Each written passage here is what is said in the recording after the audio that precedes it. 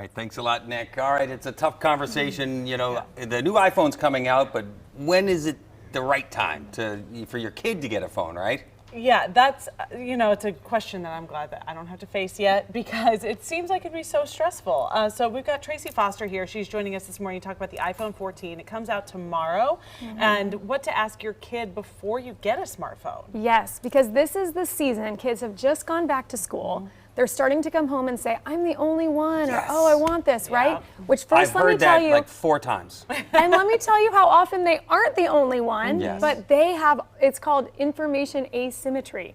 They are the ones who are able to report, oh, this is what it's like in my class. And unless we talk with other parents and realize, wait, you don't want to do this either, we just assume that it's true and we don't want our kids to be left out. So information asymmetry. I love that. Yeah. Yeah. I think my kids are guilty of it. We call it a different thing at our house. They are strategic and wise in that way. That's right. Okay, so what are some three things that a parent should ask their kid before the iPhone is gifted? Yes, or and the speaking of smartphone? gifted, I think this is the time to start that thinking process because holidays are a big time that phones get gifted. So this is when you should start be thinking. The first one is, why am I getting this smartphone? Does my child really need a smartphone? A few years ago, if we wanted to have communication with them, if soccer practice was canceled or in case of an emergency, our only choice was a smartphone. But now there are some other amazing products, some really cool smartwatches and basic phones, I sometimes call them dumb phones, that look great, the Gab phone, the Pinwheel, that help our kids to have that connection that we want and we benefit from them being connected. Right. But it gives them some training wheels type situation to not have to deal with social media and group texting and all those things. So first, think about your use case. If you can get by with something less than a smartphone, it's a great way to help your kids learn tech etiquette in a safer place. I love that idea. Oh, it can make such a difference because the thing is, once our kids get these phones, they have the access to so much, it can be overwhelming. I know. So then the second question is, what are some basic practices we can do in our house even once that phone arrives? And we like to talk about, where does the phone go overnight? That phone doesn't need to go into their bedroom. boy. Yep. Even though it makes sense to, it has an alarm, it has music, but don't let that creep in because it can really interfere with kids' sleep. What are other times that you want to have his device free, or which apps do they start with? They don't have to start with them all. So we encourage families to walk through this. It's called a smartphone plan, and it's an interactive conversation starter with your kids.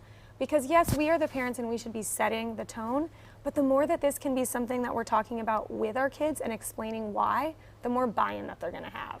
You know, and the other thing we talked about other parents, the other thing, we ran into this, if you are blessed enough to have very generous grandparents, you may want to make sure that everybody's on the same page. Pat.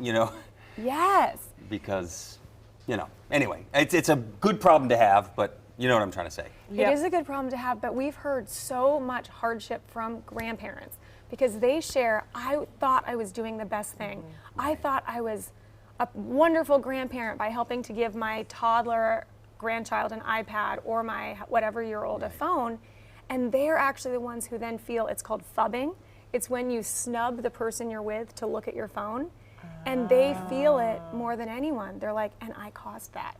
So if you can start that conversation and say, hey, we so appreciate your generosity, just want to let you know, we think that we might not be ready for that. That can be so helpful. Okay. Good stuff, good And stuff. then I'll say the third question is just there are other ways that you can think about safety. Once you get that phone, you can go into, if you have an iPhone, screen time.